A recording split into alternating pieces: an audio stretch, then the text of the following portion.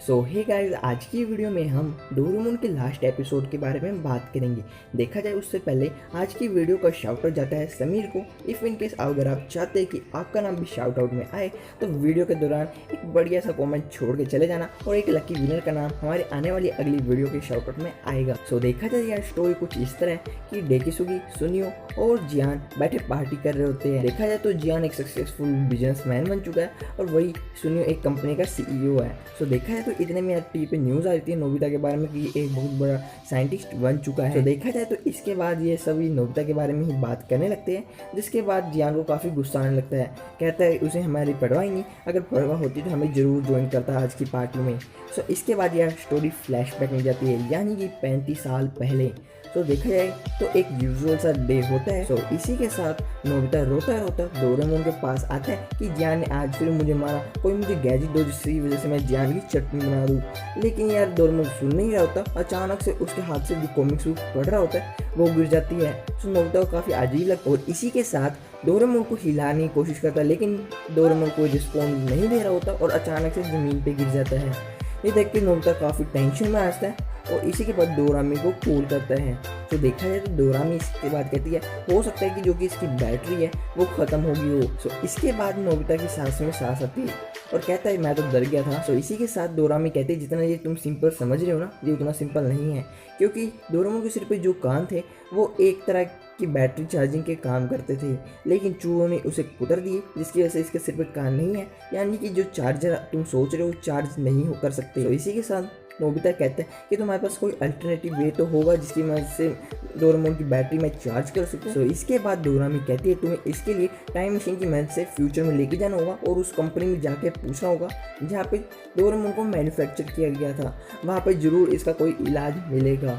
सो इसके बाद यह नोबिता जो कि डेस्क होता है अपना उसे खोलता है और टाइम मशीन से वहाँ पे जाने की कोशिश करता है, लेकिन यार एक बहुत बड़ा एक्सप्लोड होता है। तो इसी के साथ नोबिता हवा में उड़ता हुआ पीछे आके दीवार पे लग के जमीन पर गिर जाता है और टाइम मशीन वाले पोर्टल से काफ़ी सारा धुआं निकलने लगता है। और इसी बात पर डोरामी कहती है कि तुम फ्यूचर में नहीं आ सकते क्योंकि जो कि तुम्हारा टाइम है उस समय में टाइम ट्रैवल बैन कर दिया गया है। दैट मीन्स ना ही तुम्हारे टाइम में से कोई भी बंदा फ्यूचर में जा सकता, ना ही पास्ट में, और ना ही कोई फ्यूचर या पास्ट का बंदा तुम्हारे टाइम में आ सकता। इसका मतलब तुम इसी टाइमलाइन के अंदर कैद रहोगे, जिसके चलते यार नोबिता काफ़ी दुखी हो जाता है और वैसे ही शाम हो जाती है और देखते देखते रात भी हो जाती है। नोबिता की मोम नोबिता को खाना खिलाने के लिए आवाज़ लगाती है कि नोबिता काफ़ी देर होगी आए ही नहीं। सो इसके बाद यार कैमरे का एंगल चेंज होकर नोबिता के कमरे में जाता है, जहाँ पे नोबिता डोरेमोन की बॉडी के सामने बैठ के यार अपनी बातें याद कर रहा होता है कि किस तरह से डोरेमोन नोबिता को डांटा करता था, लेकिन फिर भी था तो उसी का अच्छा दोस्त ना, उसके साथ ही घुमा करता था, लड़ाई झगड़े करते थे, फिर क्या रहते तो साथ में ही थे। सो इसके बाद यार नोबिता खड़ा होता है और सोचता है कि मैं ही कुछ करूँगा, और इसके बाद यार टाइम का गैप आता है और नोबिता बड़ा हो जाता है, जहाँ पे यार नोबिता ग्रेजुएशन के पेपर होके पूरे हुए हैं और नोबिता अपना रिजल्ट चेक करने आया होता है और देखता है कि टॉप कर रहा है, इसके चेहरे पर एक भी एक्सप्रेशन नहीं होता, इसे कोई फ़र्क नहीं पड़ता इसने टॉप भी किया हो। तो इसके बाद यार वापस अपने घर की तरफ चल देता है और इतने में शिजुका पीछे से आती है और आवाज़ लगाती है कि जैसे हम सबकी ग्रेजुएशन पूरी हुई है, हमने अच्छे मार्क्स स्कोर किए, तो इसलिए हमने एक पार्टी प्लान की है। लेकिन नोबिता कहता है कोई ज़रूरी काम है, ज्वाइन नहीं कर सकता, मैं तुमसे फिर मिलूंगा। इसी साथ यह नोबिता चल देता है। इतने में डेकिसुगी भी वहाँ पे आ जाता है और कहता है अगर वो तुमसे बात नहीं करना चाहता तो तुम्हें उसके पीछे जाने की जरूरत नहीं है, उसे छोड़ दो। लेकिन शिजुका उस पर ध्यान नहीं देती और चली जाती है। सो देखा जाए तो जियान और सुनियो को सिर्फ इतना ही पता था और जो आगे की स्टोरी होती है वो डेकिसुगी बताता है और डेकिसुगी कहता है कि उसके बाद कुछ ऐसा हुआ था कि नोबिता काफ़ी पढ़ाई और करता है और एक बहुत बड़ा साइंटिस्ट बन जाता है और अपने चैम्बर में बैठा एक्सपेरिमेंट कर रहा होता है और जोर जोर से आवाज़ लगाता है शिजुका इधर आओ, शिजुका यहाँ पे आओ।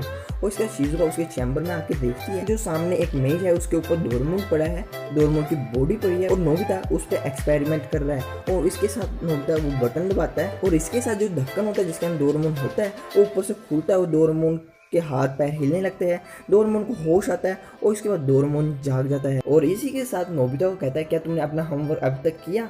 नहीं किया तो जाके अभी करने बैठो अपनी स्टडी टेबल पे। और इसी के साथ नोबिता की आंखों में आंसू आ जाते और वो डोरेमोन से आके लिपट जाता है।